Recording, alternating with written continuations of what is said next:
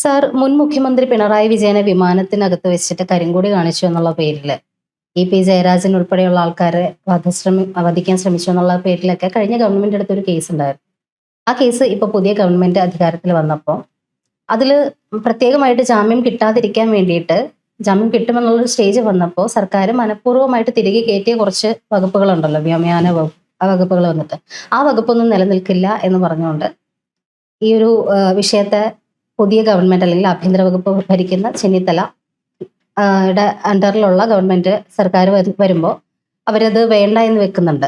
അതായത് വ്യോമയാന വകുപ്പ് നിലനിൽക്കില്ല എന്ന് വ്യക്തമാക്കിയിരിക്കുകയാണ് ഇപ്പോൾ.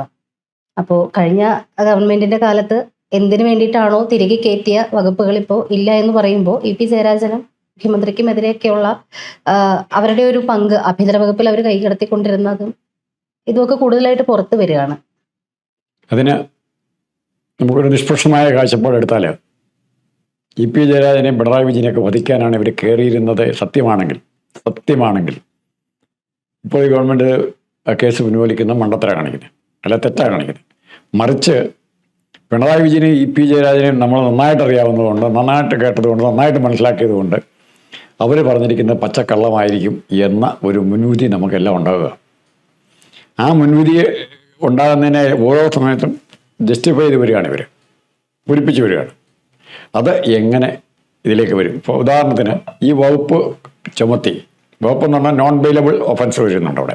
ആ വകുപ്പിൻ്റെ പ്രത്യേകത എന്ന് പറഞ്ഞാൽ മിഡ് എയറിൽ ടേക്ക് ഓഫ് ചെയ്തതിനും ലാൻഡിങ്ങിനും ഇടയ്ക്ക് വിമാനത്തിലുണ്ടാകുന്ന മിഡ് എയർ ഉണ്ടാകുന്ന അക്രമ സംഭവങ്ങൾ, മദ്യപിച്ച് ബഹളം ഉണ്ടാക്കുക, വിമാനത്തിൽ ബഹളം ഉണ്ടാക്കുക, ഇങ്ങനെ പല നടപടി. ഇപ്പോൾ ചിലരും ആവശ്യത്തിൽ കൂടുതൽ ഫ്രീ ആയിട്ട് മദ്യം കിട്ടുന്നതുകൊണ്ട് ചിലർ കഴിച്ച് അതിൻ്റെ അകത്ത് ഇൻറ്റോക്സിക്കേറ്റഡ് ആയിട്ട് പ്രശ്നങ്ങളുണ്ടാകും.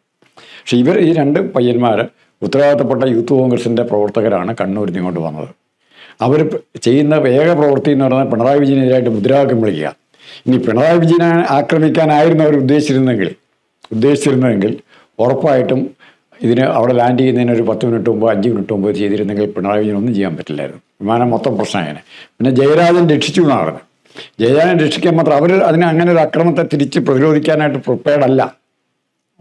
അവർ സാധാരണ യാത്രക്കാരായിട്ട് ആ സൗകര്യം ഉപയോഗിച്ച് പിണറായിക്കെതിരായിട്ട് മുദ്രാവാക്യം വിളിക്കാമെന്ന് മാത്രമേ ഉള്ളൂ.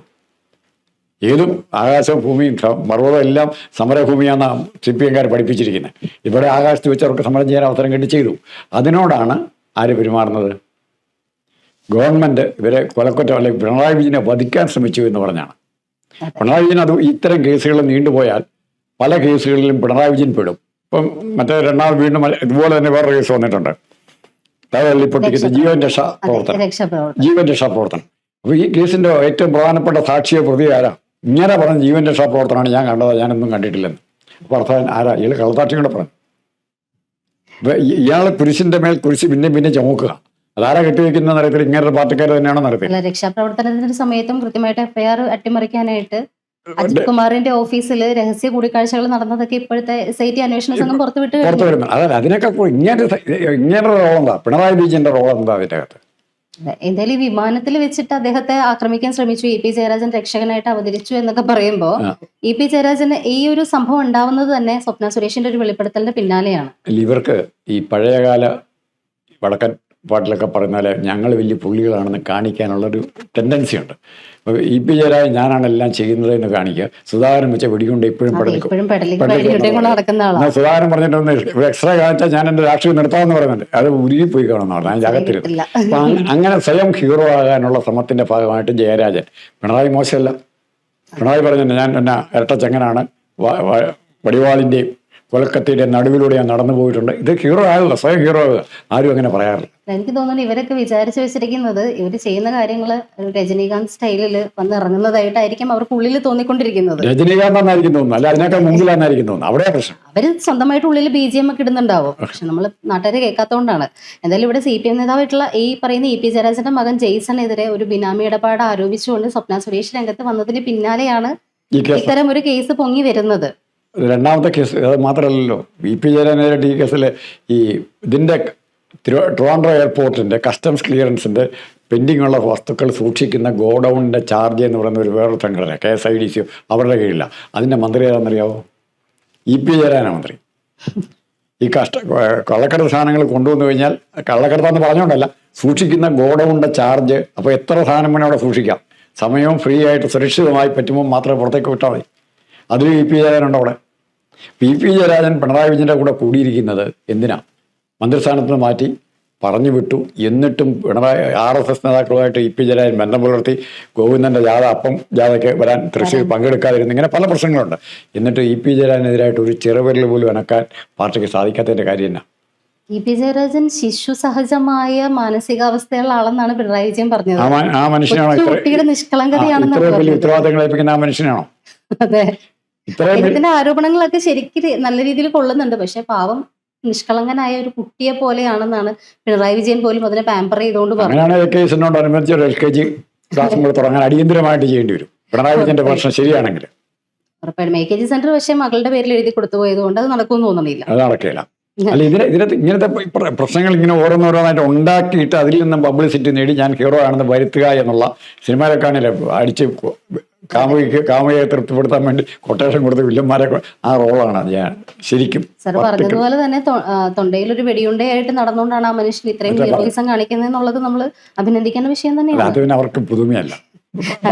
നിങ്ങളുടെ മാഡം ഉണ്ടല്ലോ, പഴയ ആരോഗ്യമന്ത്രി വീണ പെടലിൽ കുഴിച്ചിട്ടില്ലായിരുന്നു.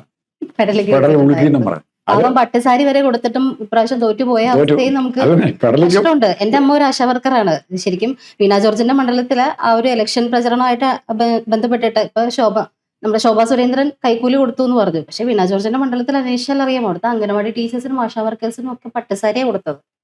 എങ്ങനെ വോട്ട് ചെയ്യാതിരിക്കും? അതെ,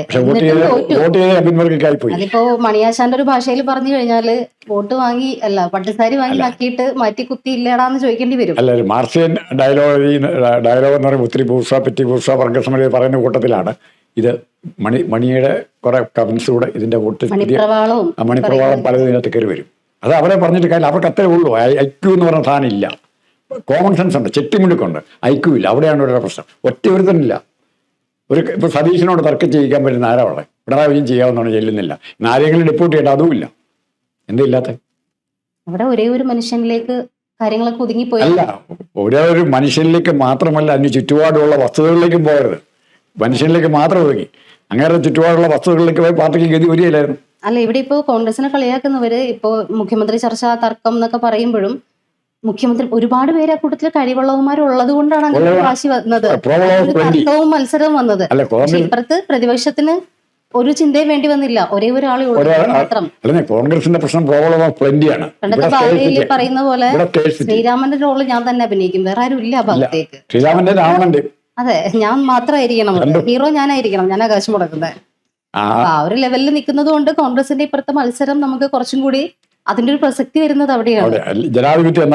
കഴിവുള്ളവന്മാര് കുറെ ഉണ്ട്, അതുകൊണ്ടാണ് മത്സരം വരുന്നത്. അവിടെ ഒരേ ഒരാളിലേക്ക് ചുരുങ്ങിപ്പോയത് കൊണ്ട് വേറൊരു പേര് അവിടെ പറയാൻ പോലും.